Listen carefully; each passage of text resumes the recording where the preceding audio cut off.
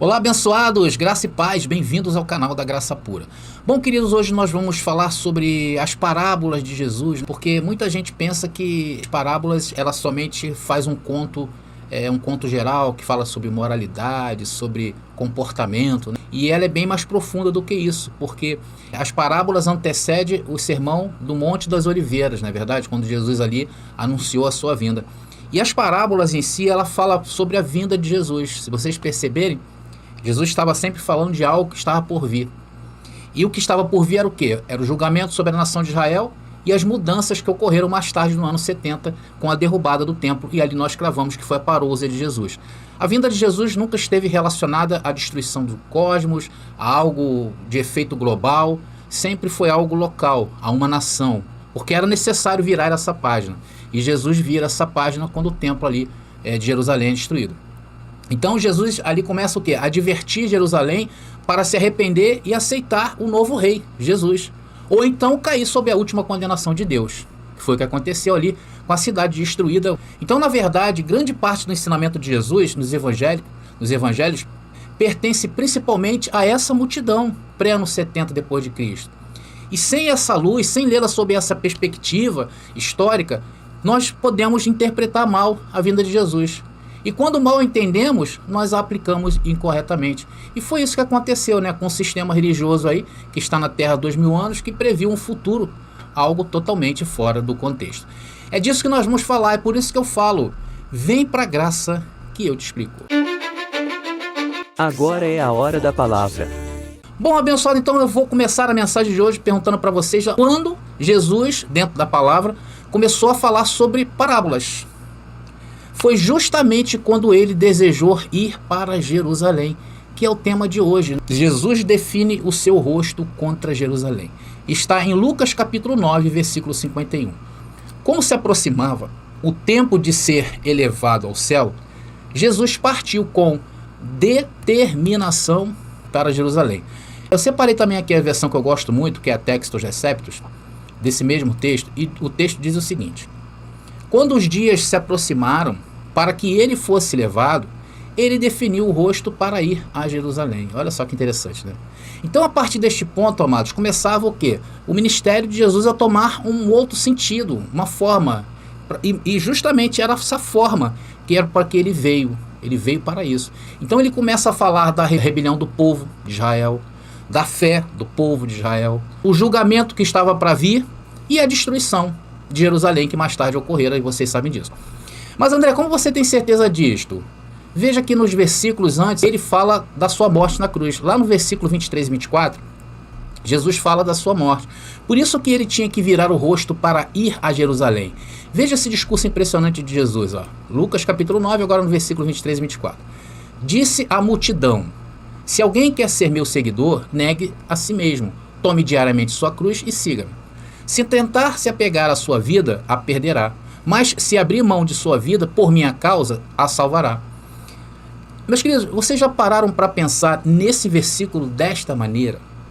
Se vocês observarem bem o texto, Jesus está falando algo tremendo que iria acontecer com ele. Porque até então, Jesus era conhecido como o manso de Deus, aquele que veio trazer o fardo suave. E quando ele diz isto, tudo muda. A partir desse momento aí, de Lucas capítulo 9, versículo 23 e 24, nós começamos a ver Jesus se voltando contra Jerusalém, se voltando o rosto para Jerusalém, ou contra Jerusalém. Muitos que ouviram Jesus falar esse texto naqueles dias devem ter pensado que Jesus estava usando aí uma hipérbole, né, que é algo exagerado para dizer uma verdade, para querer mostrar uma verdade, algo que se exagera. Porém, Jesus estava sabendo o que ele falava. E no verso 51 que nós lemos agora, todos, a partir daquele ponto, começam a quê? A significar a vinda do Messias de Israel. Vou botar de novo o versículo 51 só para ilustrar isso que nós estamos falando. A partir desse ponto, aqueles que acompanhavam Jesus e seus discípulos, principalmente, começaram a entender a vinda de Jesus, que era o Messias de Israel. E começa a entender o que seria essa vinda. É importante notar isso, tá? Para que quando chegue lá no capítulo 24, né, de Mateus e aí Lucas capítulo 21, se não me engano, a gente não possa descontextualizar isto daqueles dias, daquele texto dentro desse contexto. Quando Jesus falou isso aqui, abençoado, aí em Lucas 51, Tá? Quando Jesus falou isso aqui, ele estava ali na Galileia. E a Galileia aproximadamente é mais ou menos ali uns 104 quilômetros de distância de Jerusalém. Então Jesus estava distante de Jerusalém. E aí dava mais ou menos aí uns 3 dias a pé de viagem. Isso se ele passasse por Samaria. O detalhe é esse, tá bom? Porém, muitos judeus naqueles dias evitavam passar pela cidade de Samaria. Por quê? Porque os judeus, eles eram praticamente inimigos ali do povo samaritano. Por causa do quê? Da idolatria. Segundo a visão dos judeus, tá? Não segundo a visão nossa hoje, a visão deles lá. Então eles evitavam passar por Samaria. Porém, Jesus também tinha um recado para o samaritano e ele entra na cidade. Jesus era tremendo, né? Vamos aí, versículo 53 agora, continuando nesse mesmo raciocínio. Ele diz o texto. E enviou os mensageiros à sua frente. Indo estes, entraram num povoado samaritano para lhe fazer os preparativos. Mas o povo dali não o recebeu, porque se notava em seu semblante que ele ia para Jerusalém. Olha só, queridos, os samaritanos simplesmente olharam para Jesus, né, e identificaram que Jesus ia para Jerusalém. Porque no semblante de Jesus havia algo determinado, conforme mostra lá o texto que nós lemos. Jesus fala de crucificação. Então, a partir daquele momento, até o semblante de Jesus passou a ser diferente. Vocês lembram quando Jesus teve um encontro com a mulher samaritana? Foi antes dessa passagem aí. Jesus deixa bem claro que ele era contrário à posição de samaritano. Por quê? Porque os samaritanos só aceitavam a adoração a Deus nos montes. Que aquela mulher pergunta nos montes. Os montes de Gerizim. Era o lugar lá daqui em Samaria. E não em Jerusalém. Ao rejeitar isto, Jesus coloca a sua posição contrária aos samaritanos. Por isso que eles não receberam Jesus. Não foi isso que Jesus disse lá? Que não é nem no monte, nem em Jerusalém. Então Jesus rejeitou também os samaritanos. E identificaram que a missão de Jesus era para Jerusalém. Vocês estão notando que nós estamos dentro de um contexto, e eu não falo somente por essa mensagem não. Nós estamos dentro de um contexto extremamente rígido. É por isso que a descontextualização de toda a história de Jesus de Nazaré levaram os estudantes do sistema religioso e seus professores, teólogos, a errarem a escatologia bíblica deles. Jesus, além de rejeitar, aqui nesse caso, rejeitar a visão samaritana de adoração, também não aceitou a visão judaica sobre Jerusalém. É claro que Jesus aqui, ele estava indo para um julgamento. Jesus estava se aproximando da hora de julgar aquele povo. E isso é notado quando ele diz lá, veja bem, quando ele, em João capítulo 4, versículo 21 e 23, que narra essa história aí de Jesus e a samaritana. E aí Jesus falou o seguinte: vocês samaritanos adoram o que não conhecem, nós adoramos o que conhecemos, pois a salvação vem dos judeus. No entanto, está chegando a hora, olha aí, e de fato já chegou. Que hora é essa que Jesus está falando? Pega o corte aí, abençoado. Em que os verdadeiros adoradores adorarão o Pai em espírito e em verdade. São estes os adoradores que o Pai procura.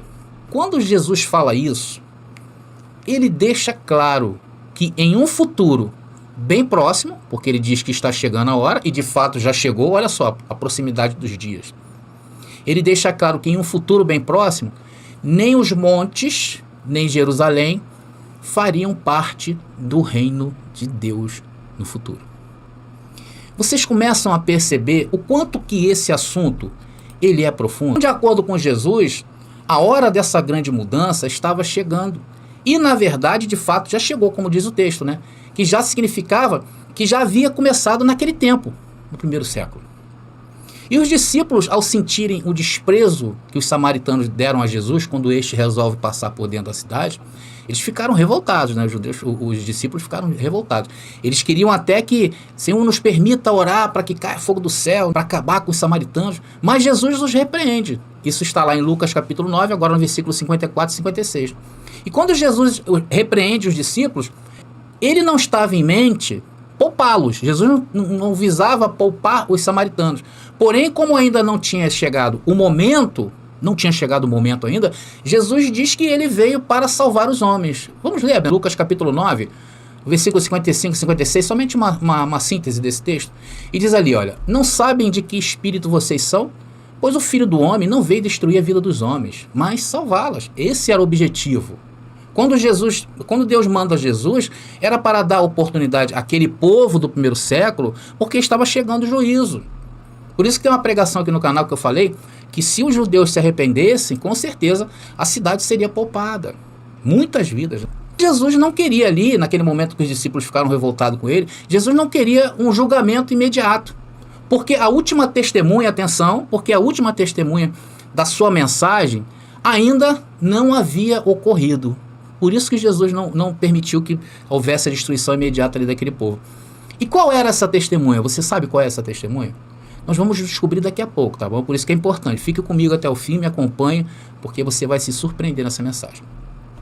Agora, mais na frente um pouco, os fariseus pediram a Jesus um sinal daquilo que estava por vir.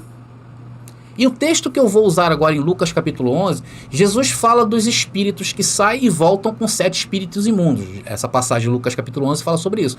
E tudo isso tem a ver com o julgamento de Deus que estava chegando para os judeus. Olha só que incrível. Eu, particularmente, eu nunca tinha observado essa passagem com essa visão da chegada do reino de Deus. Olha só. Vamos ler Lucas capítulo 11, versículo 29 e 30. Enquanto a multidão se apertava contra Jesus, ele disse: esta geração perversa, olha o que Jesus está falando. Nós estamos dentro de um contexto. Então veja como é que as coisas elas vão se encaixando. Jesus diz, esta geração perversa insiste que eu lhes mostre um sinal. Mas o único sinal que lhes darei será o de Jonas. O que aconteceu com ele foi um sinal para o povo de Nínive. O que acontecer comigo, o Filho do Homem, será um sinal para esta geração. Mais tarde, os judeus o que fizeram? Crucificaram Jesus. E a crucificação foi o sinal. E a ressurreição de Jesus foi a testemunha. O sinal para aquela geração foi a crucificação, que teria que ter o sinal. E Jesus falou que era igual ao sinal de Jonas. E a ressurreição foi a testemunha. O que vai ocorrer naqueles dias após a ressurreição de Jesus é algo simplesmente espantoso. Vocês vão ver. A partir desse momento, ou desse evento da ressurreição de Jesus, a mensagem de Jesus começou a correr como nunca para alcançar todas as nações com esse mesmo sinal como testemunha. A testemunha foi a ressurreição de Jesus para que os homens crescem naqueles dias que ele era o enviado de Deus. Por isso que em Mateus capítulo 24, versículo 14, diz o texto assim, olha, as boas novas a respeito do reino serão anunciadas em todo o mundo, para que todas as nações as ouçam, então virá o fim. E tudo isso era para quê? Para aquela geração. Vocês estão percebendo? Tudo certinho, tudo linkado, um conteúdo rígido. Estamos falando de uma cultura judaica dentro do tempo deles. E isso ocorreria, o que estamos falando aqui, de ser anunciado em todo mundo, e ocorreu. E eu vou dar alguns exemplos para vocês. Por exemplo, em Atos capítulo 17, versículo 6, mas como não encontraram, arrastaram para fora Jason e alguns outros irmãos e os levaram diante do conselho. Gritavam, aqueles que têm causado transtornos no mundo todo. E aí, esses homens estavam o quê? Estavam levando as boas novas àquele povo e que tomou mais força por causa da ressurreição de Jesus. No mundo todo, agora estão aqui perturbando a nossa cidade. Só para efeito aí de contextualização, tá? O mundo aqui desse texto e também do texto de Mateus 24, 14, e a gente já tem visto isso exaustivamente nesse canal, é o mundo aion. O grego vem do grego aion, tá? E isso significa que era aquele instante, daqueles dias. Era como se fosse a foto daqueles dias, não a foto dos dias de hoje. Porque hoje o mundo todo se tornou algo global. Vocês veem que tem país aí em todo lugar do mundo. Você olha o globo terrestre, você vai ver todas as nações. Mas hoje existe um aion para esses dias que é o retrato desses dias. Sendo que isso é descontextualizar o tempo bíblico. E eu não posso descontextualizar. Eu não posso pegar uma porção e trazer para os dias de hoje. Eu tenho que contextualizar naqueles dias. Então, naqueles dias, o que era o mundo? O Império Romano. E não o cosmos. Mas vamos ver outra passagem aí que traz essa ideia de que o Evangelho estava sendo pregado no mundo todo. E diz ali, Atos capítulo 24, versículo 5, diz: constatamos que este homem é um perturbador, que vive causando tumultos entre os judeus de todo o mundo. É o principal líder da seita conhecida como os nazarenos. Tá? Romanos capítulo 1, versículo 8, não se perca, abençoado, vem comigo. E ali diz o texto: antes de tudo, quero dizer que por meio de Jesus Cristo, Agradeço a meu Deus por todos vocês, pois sua fé nele é comentada em todo o mundo. Então, em todo o mundo havia chegado as boas novas de Jesus. Por quê? Porque a testemunha estava de pé, que era a ressurreição de Jesus. Estão entendendo? Colossenses capítulo 1, versículo 5 e 6. E diz ali, ó. Vamos pegar ali só parte ali do finalzinho. Agora, as mesmas boas novas que chegaram até vocês estão se propagando pelo mundo todo. Elas têm crescido e dado frutos em toda parte, como ocorre entre vocês desde o dia em que ouviram e compreenderam a verdade sobre a graça de Deus. Olha aí, abençoados, como é que eu hoje posso contextualizar isto? E aí, depois disso, o que Jesus disse em Mateus capítulo 24, versículo 14? Depois disso viria o quê? Viria o fim. Está aí. Mas até esse momento, chegou. Por isso que aquele momento lá, voltando, onde os discípulos se indignaram contra os samaritanos, né, queriam que orar para caísse fogo, não era ainda a hora da vingança, porque a testemunha não tinha se levantado, que era a ressurreição de Jesus. Ali foi apenas uma advertência profética. Vocês viram como é que é nosso entendimento? É um entendimento limpo, é um entendimento correto? Então estamos aí chegando ao fim dessa mensagem, não vamos nos alongar, tá bom? E com certeza não vamos parar por aqui. Continue acompanhando as mensagens, continuarei trazendo o contexto da vinda de Jesus, da parousia, né, que aconteceu no ano 70, quando as tropas romanas invadiram Jerusalém, a destruíram e fizeram o templo vir abaixo. E eu já dei até uma ideia mais ou menos do que significava isso para aquela nação. Vocês têm vídeos nossos aqui falando sobre isso. Então, só resumindo, abençoado, eu não penso que tenha sido amplamente notado o grau de intensidade do ministério da viagem de Jesus que lemos em Lucas capítulo 9, versículo 51. Então, focado nesse aviso do julgamento iminente de Jerusalém, muitas vezes observamos a versão de Lucas do discurso das oliveiras, que em Mateus, que é no capítulo 24, e Lucas capítulo 21, onde isso é muito claro.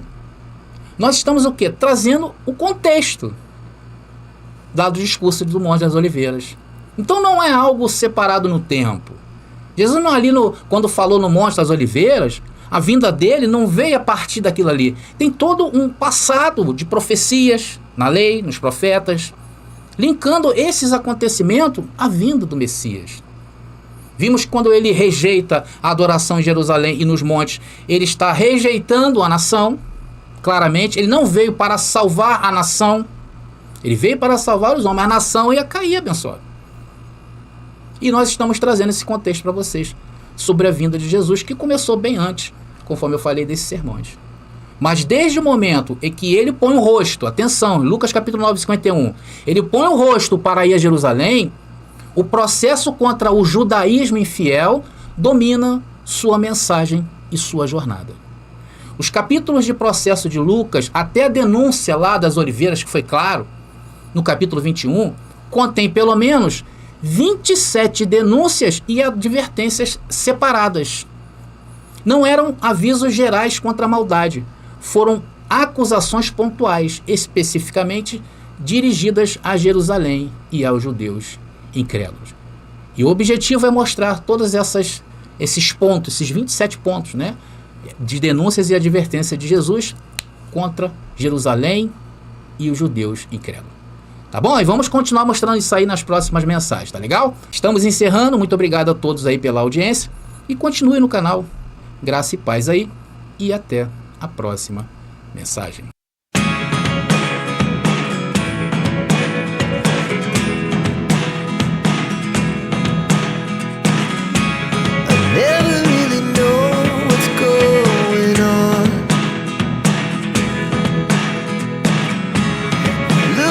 Sometimes like all you want to do is run.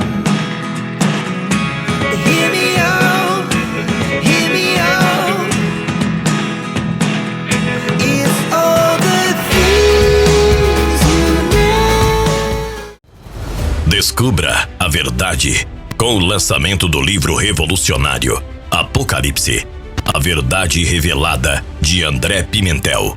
A primeira obra de interpretação preterista completa na língua portuguesa e que desafia séculos de interpretações, revelando que os mistérios profetizados já se cumpriram no ano de 70 depois de Cristo. Não é apenas um livro, é uma jornada transformadora que redefinirá sua visão sobre a história e a fé. Disponível agora. Para adquirir, contate-nos via WhatsApp no 21 9 7987 4668. Não espere mais. Embarque nessa descoberta e permita que a verdade altere sua vida.